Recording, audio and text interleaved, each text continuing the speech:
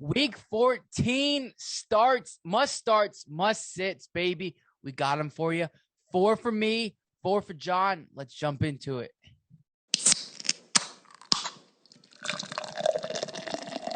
What is up, everybody? Welcome into the Fantasy Tap. My name is Michael, and this is John. And if you haven't tuned in before, we are a fantasy football podcast. We have got our Week 14 must starts and sits of the week. Super stoked for Week 14. Can't believe it's already Week 14, though. Yeah, this season's going by so incredibly fast. If we blink one more time, it's going to be the off season. Yeah, I know. Brady's going to have an 8th ring. No. He's not going to have an 8th ring. But before we know it, well, he might. I don't know. Who knows? I was going to say, okay, we can say that now. Yeah. I don't know. I don't know when or if he'll ever stop. I'm saying the guy's going to retire at 65 with 15 rings. You know, he'll probably have his best rushing season of his career probably at the age of 50, just for the hell of it. The man's a monster. Dude's crazy. So, but anyways, let's jump into it. We won't dilly-dally anymore. John, your quarterback start of the week. Right. So my quarterback start of the week is actually going to be Mr. Dak Prescott this week, going up against everyone's favorite team, the Washington football team. That's got the best name. Everyone should know that. Yes.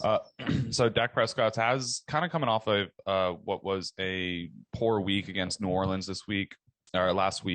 But with Ezekiel Elliott possibly banged up, Tony Pollard possibly banged up, Michael Gallup, Amari Cooper, and CeeDee Lamb all healthy against one of the worst passing defenses in the NFL the past 4 weeks. I think I'm going to take Dak Prescott to be a top-end quarterback one this week, expecting at least 2 touchdowns and minimal turnovers. All right. I like it. I need Dak to do something. So do much better than he has been doing. So I'm keeping my fingers crossed on that. I like him a lot this week. So it's going to be a good one, I think. So my quarterback start of the week, he's been pretty good especially the last few weeks. I mean, he's had right after his bye, he had a down week, and right before his bye, he had a down week. But outside of that, since I mean, he's just been a pretty consistent quarterback, kind of flying under the radar a little bit. Joe Burrow. Joe Burrow is my start of the week. He's playing at home against the 49ers. So he threw the ball 40 times last week, completed it 24 times, went over 300 yards. The San Francisco defense is in the bottom half of the league against the quarterback as far as fantasy points allowed. So I love that for him. Yes, they have a bad offensive line, and yes, the San Francisco 49ers have a good defensive line. However, I do think that he can lean on his rushing game a little bit. He can dump the ball off to Joe Mixon if he needs to as well. And Joe Mixon's been popping off. Also, I think Jamar Chase gets right this week too. So I just think it's going to be a good week in general for Joe Burrow. So I like Joe Burrow this week. He's my start of the week. I like him too. I really like how the last season's rookie quarterback class, so far, they all look reasonably good. Yeah. Tua, Herbert, Burrow. I mean, Jalen Hurts, great fantasy quarterback. Compared to this year's class, which has just been kind of a dumpster fire so far, as I'm concerned. But I do like that play. It's crazy. Think about it. Yeah, Jalen Hurts. I mean, all of them, like that could be potentially one of the best quarterback classes ever. I mean, obviously Josh Allen, Mahomes. I mean, I'm saying obviously Josh Allen in that quarterback class is good, but like we've got potentially four solid starters in the NFL from this one. So, yeah. All right, let me jump into my running back option here. If you guys have Leonard Fournette on your team, you've probably been playing him the past few weeks, and this week he needs to be in that roster spot. They're going to be going up against the Buffalo Bills. Originally, the Bills started off the season being a very formidable opponent when it comes to playing against the running back, but lately, over the past 4 weeks, the Bills have risen up the board, averaging 33.4 points to the running back per week. And Leonard Fournette, since coming back from the bye, which the Buccaneers had in week 9, has been averaging 19.7 touches per game. That is 19 touches per game. The man's gotten 5 touchdowns in the past 4 weeks and is averaging nearly 5 yards per carry. You got to get it to him. He is someone that needs to be in your lineup regardless of the matchup. Buffalo's been slowing it down, and Tom Brady has played against the Buffalo Bills. I want to say it's 33 times. He's only lost 3 times. So expect them to take a little bit of a lead at some point. Fournette does get that pass catching work. He's gotten over 6 catches in the last 4 weeks as well. And then is just going to be someone that's going to be extremely safe and valuable this week. Love it. Love it. Love it. Love it. Yes, I do like Leonard Fournette. Obviously, he has saved some teams this year. So my running back start of the week is going to be, after a balling week, finally, Javonte Williams, baby, going up against the Detroit Lions, who have just been porous against the run. 4th worst as far as fantasy points against to the running back position. And honestly, Melvin Gordon is questionable still with that hip injury for week 14. In my opinion, I don't think they give him the ball a ton. I think they saw what they needed to see from Javonte Williams. Not saying that he's going to be the man going forward from now on, but Melvin Gordon with the hip injury, plus the way that Javonte Williams played last week, on top of going against the Detroit Lions, I love Javonte Williams again this week. Extremely fair option there. I like that too. Like we talked about even in the beginning of the season, Javonte Williams is a running back that's going to be taking over a share of that backfield the later we get on into the season. And all it's going to take is Melvin Gordon to go down with some sort of injury for the transition to be a full-on play rather than a 50-50 timeshare. So this could be the trigger there. And if you've got him on your team right now, that means you're going to want to hold on to him and probably value him a lot through the playoffs this year if we do see a large part of that timeshare go his way. Now, if you guys are looking for a receiver this week, might I interest you in someone that might not even play? Mike Williams. Oh, God. Currently on the COVID list, but doing a little bit of digging here. He is registered as a vaccinated player. He can be eligible as of Saturday morning or Saturday afternoon to give his final negative test. And if so, he will be eligible to play on Sunday. Now, if he does play, an absolute must start, in my opinion. They're going to be going against the New York Giants. Past 4 weeks, they've been allowing 37.5 points to the fantasy wide receiver. And when Keenan Allen wasn't being used as optimally as he has been since about week 5 in that Chargers offense, Mike Williams was balling the F out. Mike Williams was easily a top 12 wide receiver the first 4 weeks of the season, had 3 weeks in a row, averaging over a touchdown per game. My man does get those targets out the butt. And the best thing about Mike Williams is that he's a boomer bust wide receiver and has been his entire career. It's because he is this giant chunk play touchdown receiver, or he's getting the targets because the ball's being thrown his way, but they don't connect. With no Keenan Allen, you're expecting Mike Williams to get a much bigger target share. And with those extra targets, you can expect some more catches. And when the catches bring in 20-yard chunks and maybe a touchdown here and there, those points skyrocket up really fast by the end of the game. So I think Mike Williams is a smash play. Yeah, I do. I do too. I love Mike Williams. I think he's a great wide receiver. And I've this year, I've loved seeing him do what he does, and for the most part, and stay healthy. I mean, obviously outside of the COVID, being COVID, but I mean, in the past, it's like, he'd missed a couple games and things like that. So, and he wouldn't always be 100%, throughout the season. He'd play games, but they wouldn't be his best games and things like that.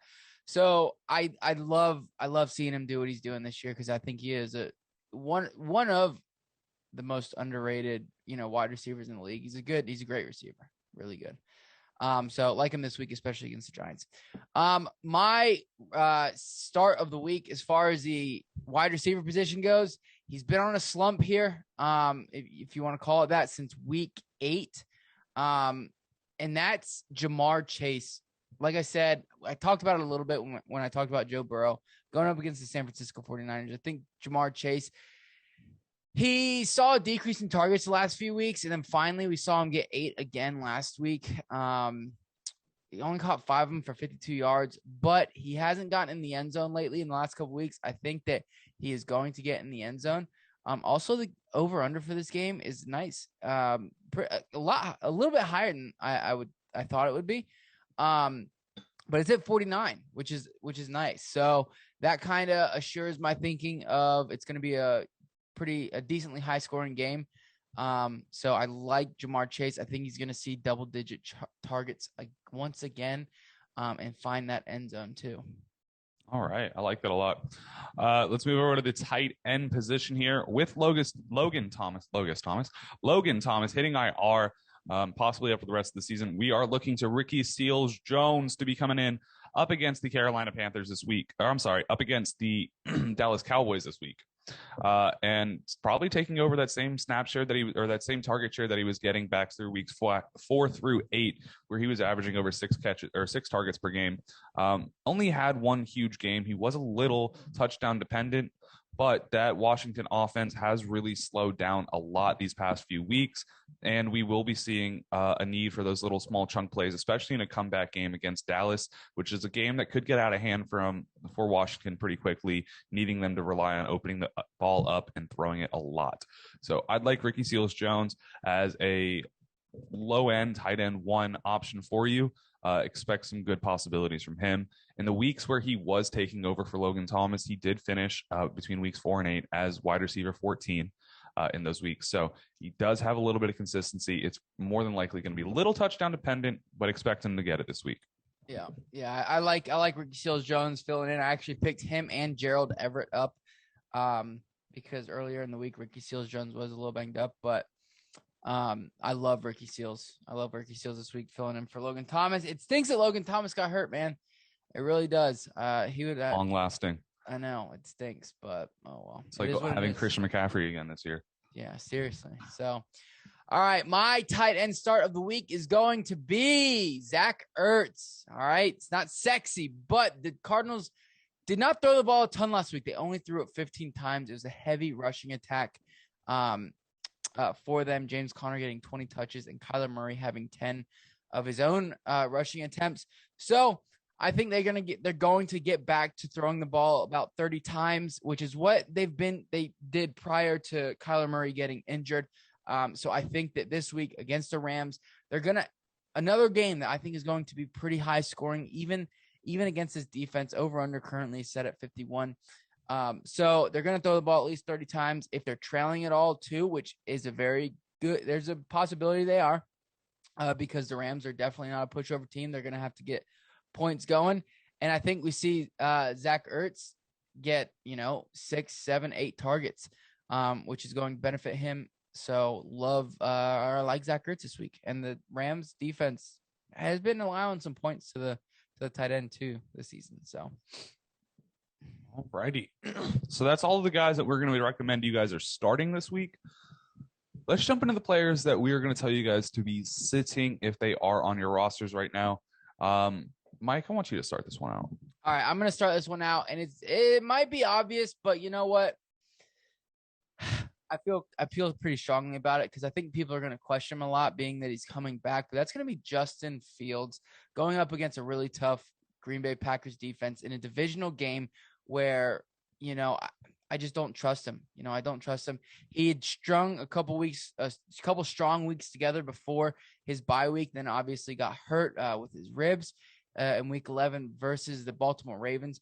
I obviously see his rushing upside, which we had seen those couple weeks before, but I don't feel comfortable. This defense is very, very good this year and very good against the quarterback. They're ranked eighth best against the quarterback this season. So I am staying away from Justin Fields. Yeah, even with that rushing upside, we've seen a few weeks of his that he hasn't even finished as the top 24 quarterback in those weeks. And so I don't think he's a quarterback that you can sit there and rely on that rushing upside alone like Jalen Hurts has been so far this season to make a good fantasy day for you. So, yeah, we're going to need to see a little bit more from him, but looks like he might have Allen Robinson coming back this week. So not expecting much from that either. Yeah. All right. So my quarterback set of the week is actually going to be Matt Ryan. Again, not a very sexy pick. At the beginning of the season, he did hit some little stride of consistency. And with the matchup this week against the Carolina Panthers, some people might take the divisional matchup and take the shot on him, but do not. it seems like ever since Calvin Ridley decided that he was stepping away from football for a little bit, that Atlanta offense has not been able to find any sort of flow or rhythm in that offense, and they have not been able to do a lot for him. Matt Ryan hasn't scored over 20 points as a quarterback since week 9, and has fallen all the way from quarterback 14 to quarterback 21.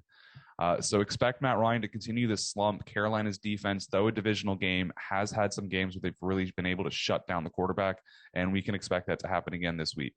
Jeez, that is no bueno. I actually have somebody to pair with him, though, so I'll get talking to that here in a bit. But let's get over to my running back, and that is going to be not one. I have two, technically. Originally, it was going to be Jamal Williams up until about an hour ago when he was placed on the COVID-19 reserve list. So that stinks. So this is what I'm doing. The Lions backfield, whether you have Jamar Jefferson or Godwin Igwebuike, I think is how you say it, Igwebuike or Igwebuike. I need to look it up, but I'm doing my best. So if you have either of those guys, I'm not playing them against this Denver defense. Very stout against just stout in general. They've actually been better since Von Miller left, which is crazy.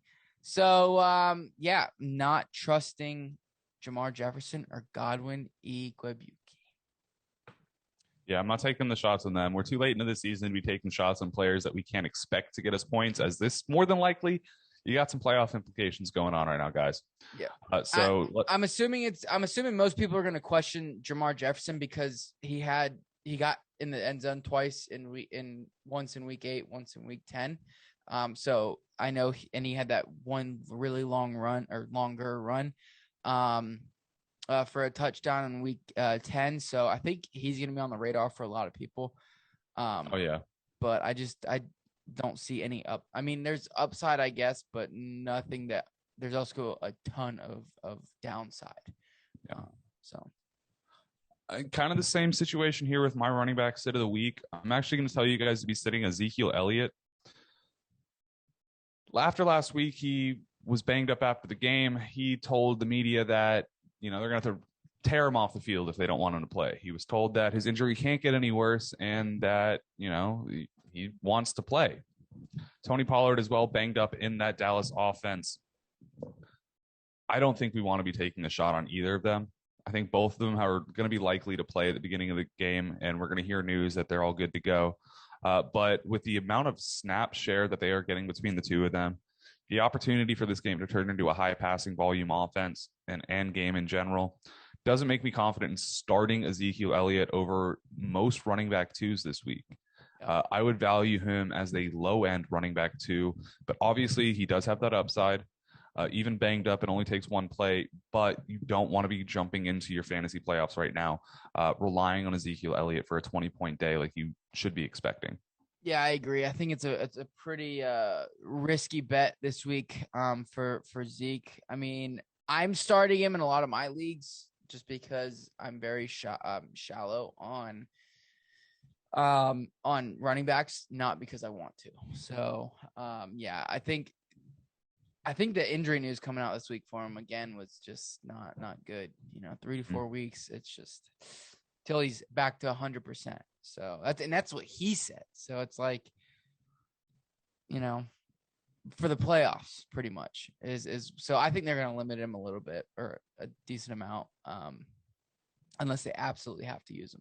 So, my wide receiver sit of the week is going to be a guy who's probably going to burn me because every time I bring his name up, he burns me.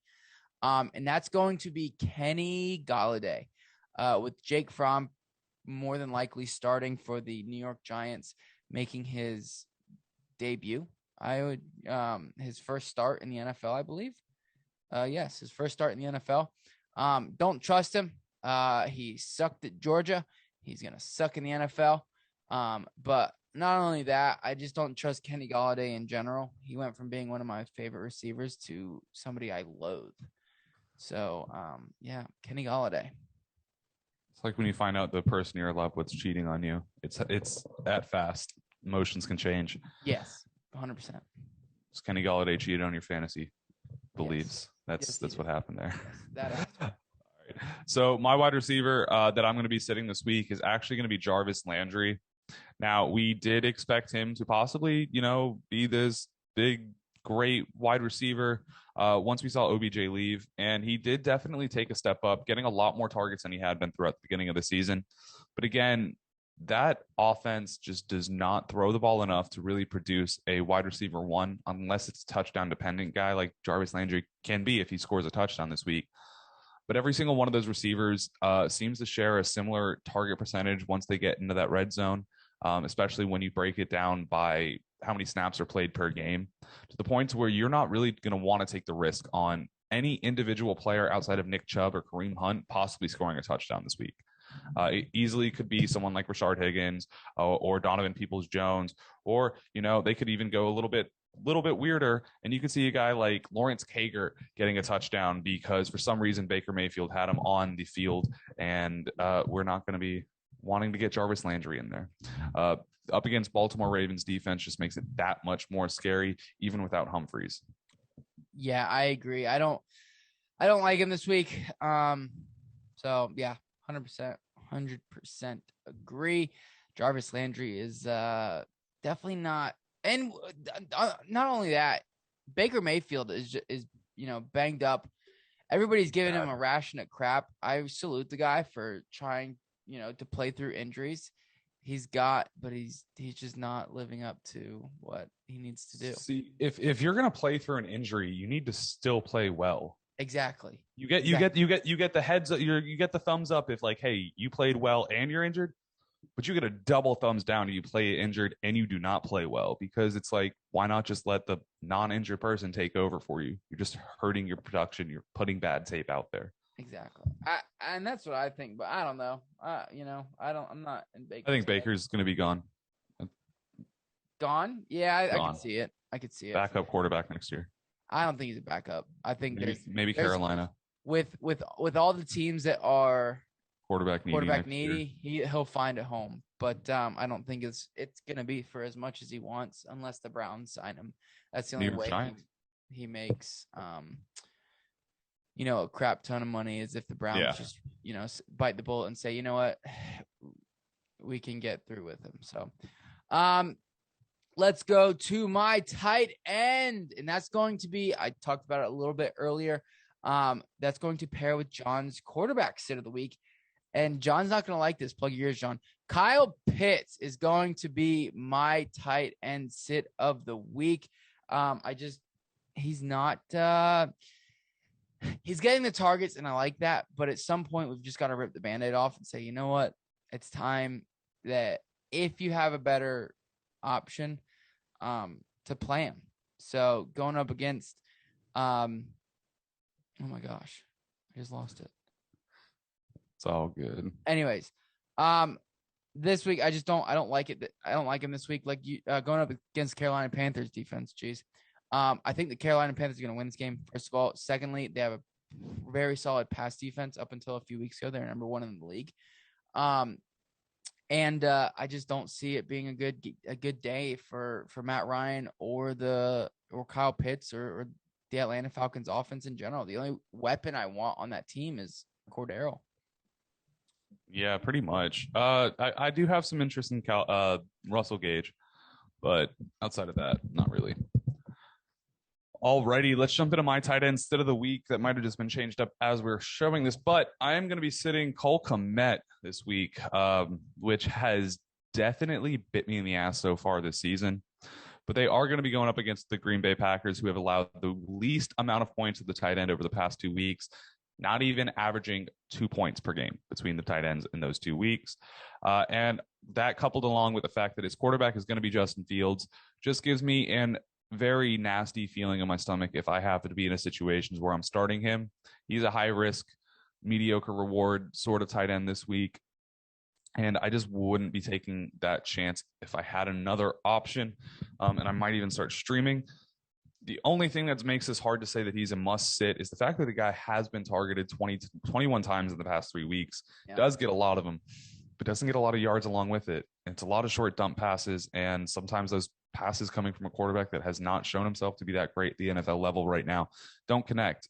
Outside of week 12, where he was targeted 11 times and 8 catches, the guy hasn't even caught 50% of the passes this year. So look for someone else. And Cole Kmet, do not make me sound bad, but if you ball out, I've got some of your rookie cards I can sell. Yeah, there you go. There you go. So, all right, guys, that is it. That is our week 14 must starts and sits. Thanks so much for tuning in. Make sure to tune into our live stream on Sunday. Make sure to look for our DFS show. Yeah. So anyways, guys, we will see you later.